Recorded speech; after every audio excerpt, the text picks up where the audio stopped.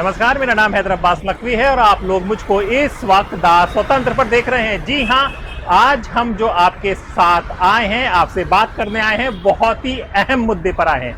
क्या अहम मुद्दा है? जी हाँ, सुबह सुबह आप लोगों ने अखबार पढ़ा होगा या नहीं, लेकिन जो टीवी अगर देखा होगा तो उसमें एक खबर बहुत चल रही थी, वो ईडी की रेड पड़ी दिल्ली आपके प्रदेश अध्यक्ष सौरभ भारद्वाज के घर। क्या है पूरा मामला, इसको समझने के लिए हमारे सहयोगी विक्रांत यादव है। विक्रांत, ये सुबह सुबह अचानक दिल्ली के खबर फैल गई कि आप अध्यक्ष के अंदर ईडी की रेड पड़ी है। देखिए, सुबह सुबह ईडी ने रेड मारी। सौरभ भारद्वाज दिल्ली के प्रदेश अध्यक्ष हैं आम आदमी पार्टी के, वो दिल्ली सरकार में मंत्री भी रहे हैं। तो ये मामला एक अस्पतालों के निर्माण से जुड़ा हुआ मामला है, जिस मामले में ईडी जांच कर रही है, मनी लॉन्ड्रिंग मामले में, और ईडी ने इसी मामले में उनके घर पर ये छापेमारी की है। लेकिन मजे की बात यह है कि आम आदमी पार्टी का ये कहना है कि जिस समय का ये मामला है वो उस समय सौरभ भारद्वाज मंत्री ही नहीं थे।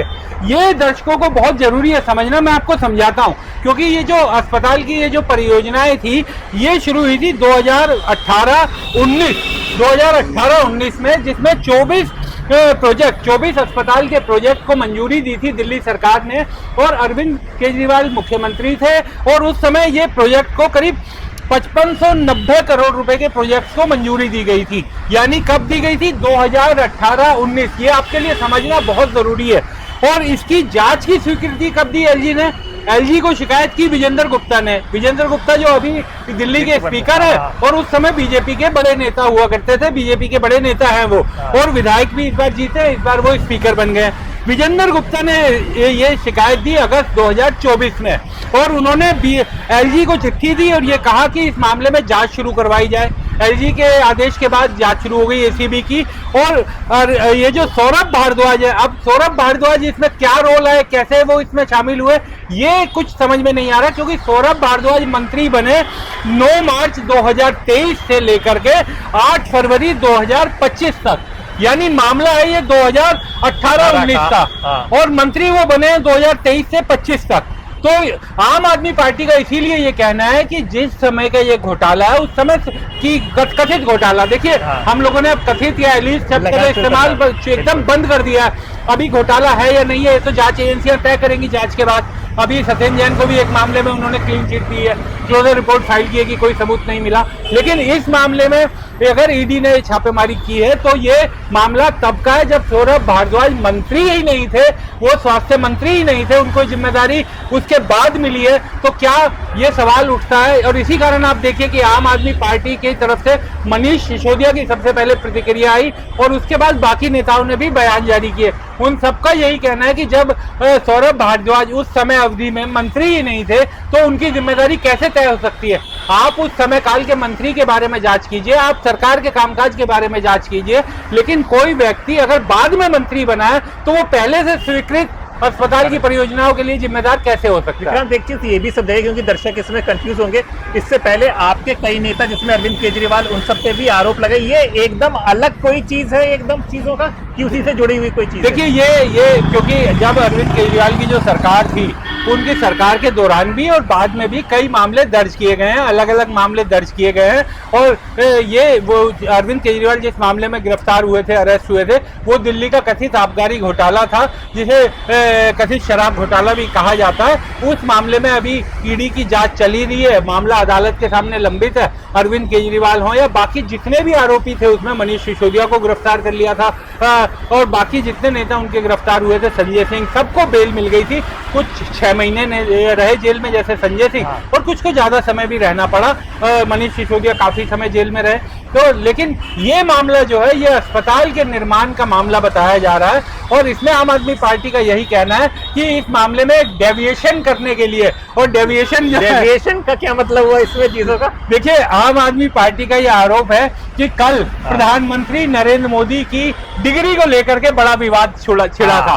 कोर्ट ने कह दिया कि डिग्री नहीं, कोर्ट ने कह दिया कि डिग्री नहीं, और ये पर्सनल डॉक्यूमेंट है उनका, और उसे पब्लिक नहीं किया जा सकता। हैदर साहब, मैं आपको एक चीज दिखाना चाहूंगा कि ये भारतीय जनता पार्टी का, मैंने गूगल पर ये डाला कि PM Modi degree BJP PC, तो ये डेट के साथ आ गया। मैं अपने कैमरामैन शाहनवाज से भी कहूंगा अगर वो दिखा सके, 9/5/2016 ये बीजेपी का ऑफिशियल हैंडल है जिसने ये प्रेस कॉन्फ्रेंस की ये बात कही थी, और इसमें ये लिखा है PM Modi educational degree made public by Shri Amit Shah, BA from Delhi university and MA from Gujarat university. ये इस पे मैं क्लिक करता हूँ, ये उनकी BA की डिग्री आ जाती है जो प्रेस कॉन्फ्रेंस में दिखाई गई थी। मैं भी उस प्रेस कॉन्फ्रेंस में था, तो ये प्रेस कॉन्फ्रेंस में उनकी BA की डिग्री दिखाई गई थी और ये उनकी MA की डिग्री दिखाई गई थी। तो विवाद ये उठ रहा है कि जब बीजेपी खुद ये डिग्री जारी कर चुकी है और ये बता चुकी है कि PM ने दिल्ली यूनिवर्सिटी से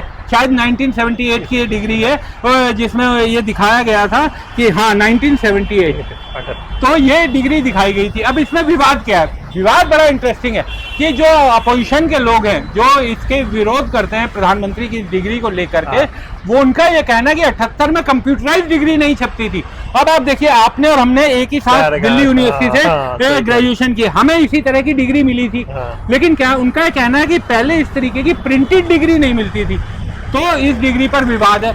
अब एक बात साफ समझिए, बहुत से लोग इसे ये कहते हैं कि प्रधानमंत्री की डिग्री पर विवाद नहीं होना चाहिए कि उन्होंने BA किया या MA किया। हैदर साहब, अगर वो बिल्कुल उन्होंने सच में कोई डिग्री अगर उनकी नहीं भी है ना, कोई विवाद नहीं होना चाहिए। हमारे देश के संविधान ये कहता है कि कोई भी आदमी देश का प्रधानमंत्री बन सकता है और उसको उनके कर्मों से जाना जाता है, उनकी डिग्रियों से नहीं जाना जाता।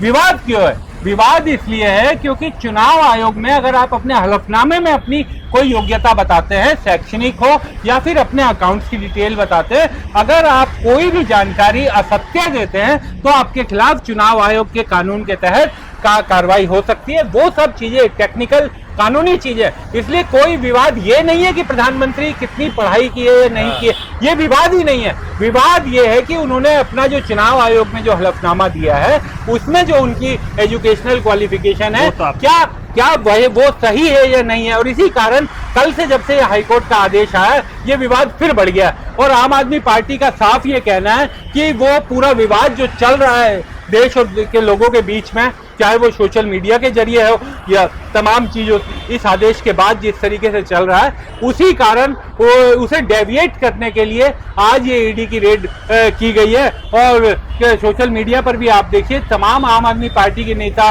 और ट्विटर पर, सोशल मीडिया पर भी लोग ये कह रहे हैं कि एक डेविएशन का मुद्दा सामने लाया जा रहा है और दूसरा वोट चोरी का मुद्दा तो चल ही रहा है। तो विक्रांत, एक चीज और मैं ऐड करना चाहूंगा, आपसे भी समझना चाहूंगा, सौरभ भारद्वाज बहुत एक्टिव है, हर चीज में कर रहे हैं। अभी 4-5 दिन पहले एक वो खुराना साहब अस्पताल चले गए थे, वो अस्पताल का मुद्दा, फिर अस्पताल के मामले में ईडी आ गई। देखिए, बिल्कुल अस्पताल में तो जब खुराना जी के बेटे मदन लाल खुराना जी, दिवंगत मुख्यमंत्री हमारे दिल्ली के, उनके बेटे विधायक है मोती नगर से, एक डॉक्टर के साथ वहां पर इंटर्न डॉक्टर के साथ कहासुनी का आरोप लगा।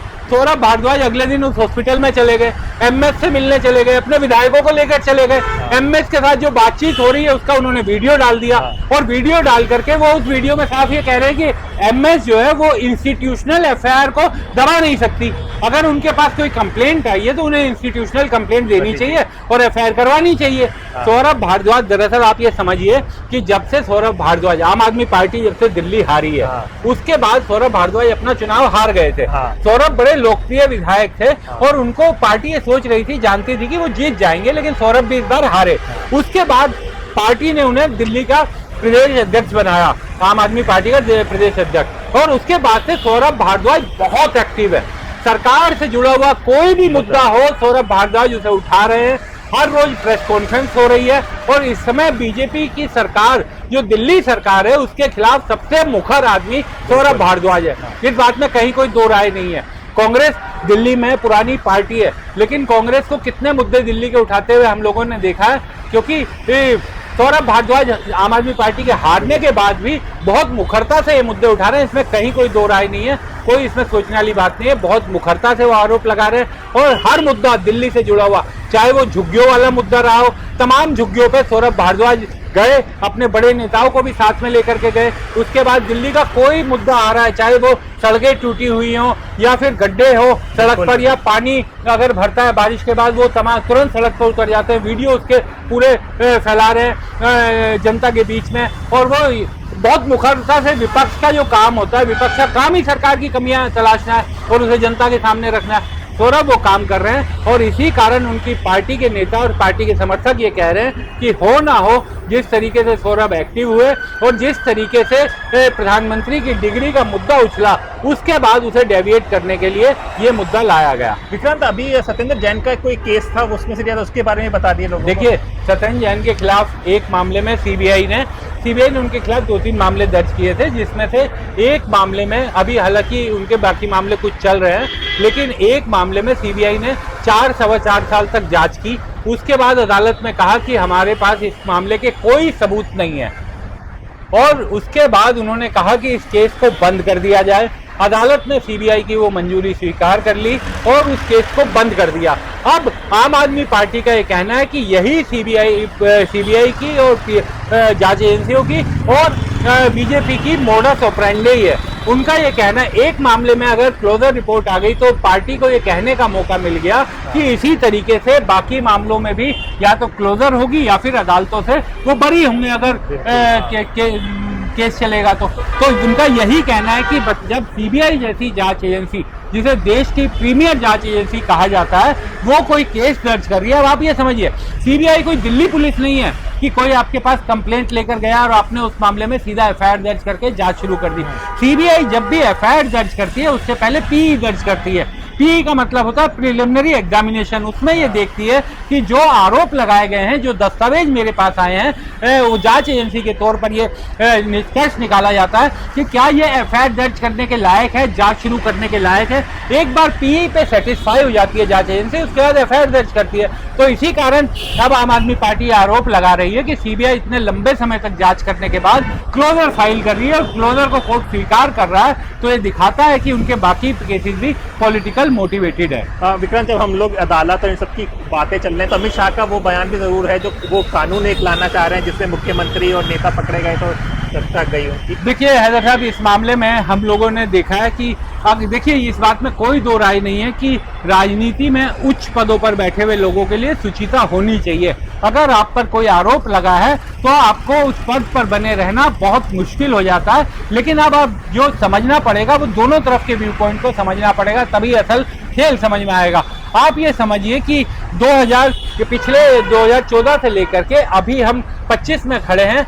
11 सालों में आप ये बताइए कि दिल्ली देश के किसी भी बीजेपी शासित राज्य के मंत्री या मुख्यमंत्री के खिलाफ किस जांच एजेंसी ने कोई कार्रवाई की। आरोप सब जगह लगे होंगे, कई जगह लगे होंगे, लेकिन अभी मैं देख रहा था, इंडिया टुडे का एक ग्राफिक्स आया था, उन्होंने उस ग्राफिक्स में बाकायदा नाम और फोटो के साथ दिखाया था कि 5 शायद उसमें तृणमूल के थे, 4 आम आदमी पार्टी के थे, बाकी डीएमके के थे, माफ कीजिएगा टीएमसी के तो 4 थे शायद, और एनसीपी का 1 था। तो इस तरीके से उसमें विपक्ष के नेता थे, उसमें भी कांग्रेस का कोई सीएम या कोई मंत्री नहीं था। जो अपोजिशन रीजनल लीडर थे उसमें उनके नाम थे। तो वो 10-12 नेता जो थे वो सब अपोजिशन के थे। तो ये अपोजिशन का ये कहना है कि देखिए, आप जांच एजेंसियां जिस तरीके से अब काम कर रही हैं, जिस तरीके से वो पॉलिटिकल टूल बन के काम कर रही हैं, ये एक आसान तरीका हो जाएगा। और अरविंद केजरीवाल का भी आप बयान याद कीजिए, जब वो उनके खिलाफ जब केस दर्ज किया गया था और उनकी गिरफ्तारी की बात आ गई थी, उन्होंने इसी कारण इस्तीफा नहीं दिया था कि अगर मैं इस्तीफा दूंगा तो इसके पीछे साजिश है कि मेरी सरकार को डिस्टेबलाइज किया जाए, वो जेल में रहे। ये आज़ादी के बाद शायद पहला मामला था जिसमें किसी मुख्यमंत्री को किसी मामले में गिरफ्तार किया गया, वो जेल में रहा और इतने लंबे समय तक उन्होंने जेल से अपनी सरकार चलाई। कोर्ट भी मामला पहुंचा, सुप्रीम कोर्ट, हाई कोर्ट, सब जगह गया कि जेल से कैसे सरकार चलेगी, लेकिन इसमें संविधान में कोई वो है ही नहीं, क्लैरिटी नहीं है। तो इस कारण अब सरकार ये बिल लेकर के आ रही है, लेकिन विपक्ष को ये डर है और इसी कारण टीएमसी साफ कह रही है, समाजवादी पार्टी साफ कह रही है कि सरकार जो जेपीसी बनाएगी इस बिल पर चर्चा करने के लिए, हम उसका हिस्सा नहीं बनेंगे। तो यानी उस बिल पर चर्चा करने के लिए जेपीसी में भी विपक्ष शामिल नहीं होना चाह रहा। आम आदमी पार्टी में भी संजय सिंह ने भी कह दिया कि हम उसमें शामिल नहीं होंगे। तो एक जो कहा जाता है ना कि किसी भी स्वस्थ लोकतंत्र में सरकार और विपक्ष, उनके बीच संबंध इतने तो होने चाहिए कि काम चलते रहें, और जो अगर कोई नया कानून आ रहा है तो वो सबकी सहमति से बने। अब विपक्ष का ये कहना है कि ये बदले की नीयत से लाया गया कानून है, इसलिए हम इसमें शामिल नहीं है। और एक बात बड़ी मैं सिंपल बात कहता हूँ इधर साहब कि कहा जा रहा है कि प्रधानमंत्री भी इसके दायरे में रहेंगे। हाँ। मैं वर्तमान प्रधानमंत्री की बात नहीं कर रहा, मैं कह रहा हूं कोई भी प्रधानमंत्री इस देश में हो, क्या किसी जांच एजेंसी का कोई अधिकारी ये हिम्मत या ये कुव्वत कर पाएगा कि वो देश के प्रधानमंत्री के खिलाफ कोई कार्रवाई करे? ये एकदम अवश्य ऐसी बात है जो केवल सुनने में लोगों को अच्छी लग सकती है कि हमारा देश के प्रधानमंत्री भी इसमें कवर होंगे। ऐसी नौबत कभी ना आए कि देश के प्रधानमंत्री के साथ इस तरीके की बात हो। प्रधानमंत्री बहुत बड़ा पद होता है, हमारे देश के सबसे बड़े पद है, हमारे देश को चलाने वाला व्यक्ति हमारा प्रधानमंत्री होता है, और किसी जांच एजेंसी में इस तरह की हिम्मत तो नहीं होगी कि वो प्रधानमंत्री पर कोई सवाल उठाए। तो विक्रांत, अभी वापस हम सौरभ भारद्वाज पे आते हैं, तो रेड अभी चल रही है कि अभी इनके ऑफिस में ही पड़ेगा कुछ देखिए, अभी उस तरीके की कोई जानकारी आई नहीं है। जांच एजेंसी का भी जो ऑफिशियल होगा वो हो सकता है शाम तक या बाद में बताया जाए कि क्या इसमें हुआ है, लेकिन रेड जो हुई है उसकी टाइमिंग को लेकर, जिस समय ये रेड हुई है उसे लेकर वोट चोरी का मुद्दा इतना बड़ा चला रहे हैं। आप देखिए कि संसद में 11 साल में ये पहला मौका होगा कि प्रधानमंत्री संसद में घुसते हैं और अपोजिशन वोट चोर गद्दी छोड़ के नारे लगाते हैं। इस तरीके की चीज़ें कभी संसद में नहीं देखी गई थी, और पिछले कुछ दिनों से जिस तरीके से विवाद सरकार को लेकर के बढ़ रहे थे, पहले वोट चोरी के मामले में अपोजिशन घेरना चाह रहा है, जो कथित वोट चोरी के आरोप वो लगा रहा है, और उसके बाद सौरभ भारद्वाज कल से जिस तरीके से आम आदमी पार्टी प्रधानमंत्री की डिग्री के विवाद पर लगातार मुखर थी, तो अब उनका ये कहना है कि इस मुद्दे को दबाने के लिए और इस मुद्दे को भटकाने के लिए जनता के बीच टीवी चैनल्स पर चर्चा करवाने के लिए, क्योंकि जो परसेप्शन बनाया जाता है वो टीवी चैनल्स के जरिए बनाया जाता है, तो टीवी चैनल्स पर शाम की जो डिबेट होती है उसका मुद्दा देने के लिए ये रेड करवाई गई है। ये पार्टी का, आम आदमी पार्टी का कहना है। यानी कि चैनलों में अब रौनक शुरू हुआ, चैनलों में रौनक शुरू। अब आप देखिए कि चैनलों में पिछले 2-3 दिनों से जो चर्चा हो रही है कि क्या ये कानून आना चाहिए या नहीं आना चाहिए। अभी वो कानून भेजा गया है जेपीसी के पास। हाँ। सरकार के पास पूर्ण बहुमत है नहीं 2/3 का, जिससे आप किसी भी संविधान संशोधन बिल को, कॉन्स्टिट्यूशनल अमेंडमेंट बिल को आप पारित करवाएं, वो सरकार के पास है नहीं। विपक्ष आपके साथ है नहीं, वो पास कैसे होगा इसकी कोई रणनीति है नहीं, लेकिन चर्चा इसी पर हो रही है। और एक तरह से जो परसेप्शन बिठाया जाता है जनता के दिमाग में, और अपोजिशन को इस तरीके से दिखाया जाए कि अपोजिशन इतने अच्छे बिल का विरोध कर रहा है जिसमें प्रधानमंत्री और मुख्यमंत्री और तमाम मंत्री भी जिसकी जद में आएंगे, और वो उसकी खिलाफत कर रहे हैं। अब जो अपोजिशन की साइड का व्यू है वो कहीं उस शोरगुल में दब कर रह जाता है, और इसी कारण ये सब परसेप्शन बन जाता है। जी हाँ, इस तरह का मुद्दा आया है। मुद्दे के पीछे क्या है वो भी पता चला है, लेकिन जो भी होगा आपको दासोतंत्र पे बताया जाएगा। जिसकी भी आवाज़ होगी वो आप दासोतंत्र पे सुनेंगे। तो हमारे साथ हमारे सहयोगी विक्रांत यादव थे और मैं आपका दोस्त हैदराबाद नकवी। फिर होगी मुलाकात ऐसे ही किसी मुद्दे के साथ, तब तक के लिए नमस्कार। हमारे चैनल को कृपया लाइक करें, सब्सक्राइब करें और अपने साथियों से भी जरूर करवाएं। शुक्रिया।